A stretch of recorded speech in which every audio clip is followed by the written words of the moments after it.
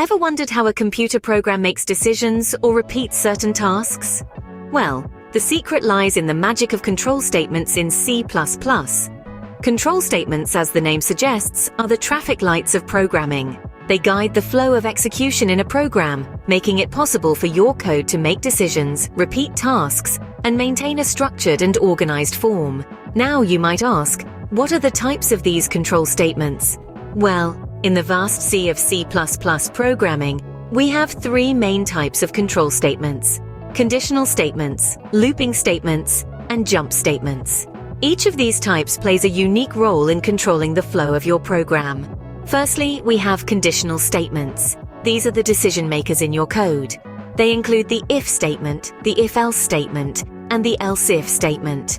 The if statement is like a question that your program asks. If the answer is true, then a certain block of code is executed. The if-else statement takes this a step further by providing an alternative route if the condition is false. And then we have the else-if statement, which allows your program to check multiple conditions in a sequence. Then there are looping statements. These are the task repeaters in your code.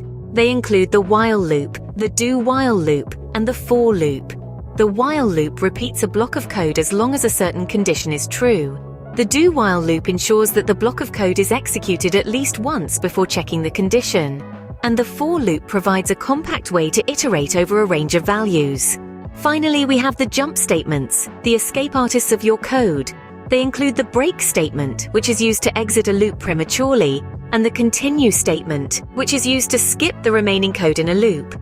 Understanding these control statements is like unlocking a new level in the game of programming. They provide your code with the power to make decisions, repeat tasks, and maintain structure. So let's dive into the different types of control statements in C++.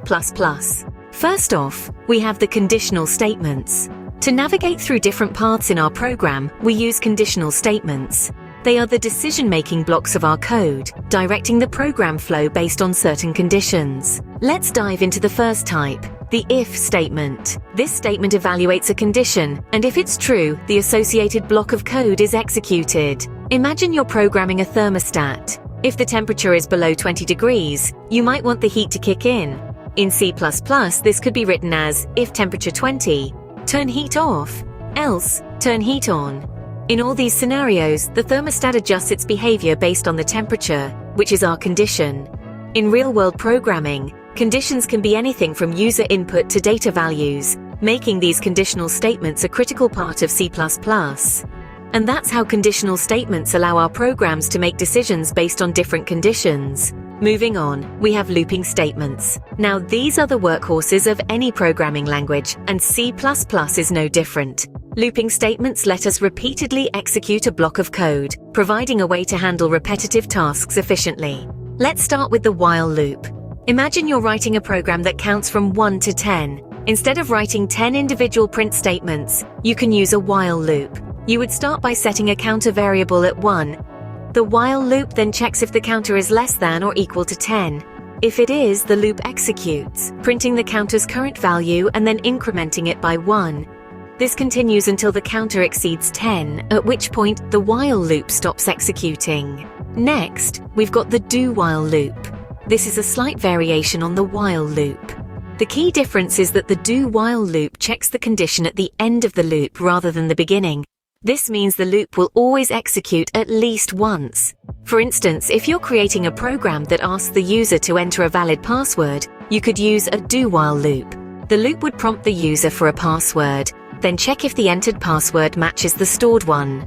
If it doesn't, the loop repeats, essentially asking the user to try again. Finally, there's the for loop. This is a compact way to handle looping, and is especially useful when you know exactly how many times you want the loop to run. For instance, if you're creating a program that prints the first 100 natural numbers, a for loop would be ideal. You would specify the starting point, the end point, and the increment within the loop statement itself.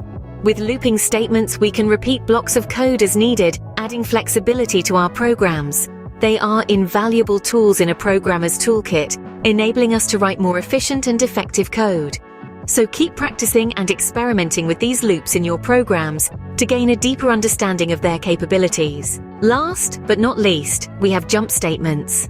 These little gems in C++ are all about control. They are the emergency exits and fast-forwards of the programming world, giving the programmer the ability to dictate the flow of execution within loops. Let's start with the break statement. Picture yourself in a loop, but you've accomplished what you need to, and you want to make a swift exit. That's where break comes in. When a break statement is encountered within a loop, the loop is immediately terminated, and program control resumes at the next statement following the loop. Consider an example where you're looking for a specific number in an array. You could set up a loop to go through each element, but once you've found the number you're after, there's no need to continue. You've found your treasure, so why keep digging? Just break out of the loop. Then we have the continue statement. This one is less of an emergency exit and more of a fast-forward button. When a continue statement is encountered in a loop, the current iteration is halted, and the control jumps to the beginning of the loop for the next iteration. It's as if the loop says, well, I'm done with this iteration, let's skip ahead to the next one. For instance, if you're looping through numbers and performing an operation, but you want to skip the number 7 for some reason, you can use a continue statement. When the loop gets to 7, it sees the continue statement, skips the rest of the code in that iteration, and jumps right into the next iteration. Just like the break and the continue statements, jump statements in general allow us to have a fine level of control over our loops, making our programs more efficient and our code cleaner. They're a powerful tool in any C++ programmer's arsenal. Jump statements, as we've seen, give us control over the execution flow within our loops. Now that we've covered the basics, let's summarize what we've learned. Control statements in C++ are the building blocks that give your program its structure and flow. They are the decision makers, the repeaters, and the regulators of code execution.